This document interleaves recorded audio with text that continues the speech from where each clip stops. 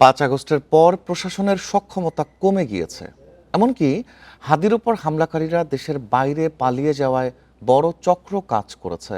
প্রশাসনের কেউ জড়িত কিনা এ বিষয়ে গোয়েন্দা সংস্থাকেও তদন্ত করার অনুরোধ জানিয়েছেন জাতীয় নাগরিক পার্টির সদস্য সচিব আক্তার হোসেন।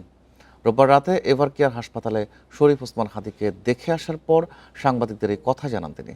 এ সময় হুঁশিয়ার করে বলেন, আগামী ত্রয়োদশ সংসদ নির্বাচনে আওয়ামী লীগের সঙ্গে জড়িত কোনো ব্যক্তিকে অংশ নিতে দেয়া হবে না।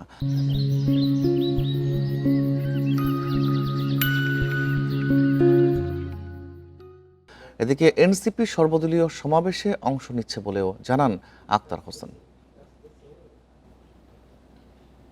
পুলিশ প্রশাসন, বাংলাদেশের গোয়েন্দা বাহিনী জুলাইয়ের আগে বেআইনিভাবে তাদের যে সক্ষমতার জায়গাটা তারা প্রদর্শন করেছে, আইনগতভাবেই সেই সক্ষমতা তারা পরিপূর্ণভাবে কাজে লাগাচ্ছে না।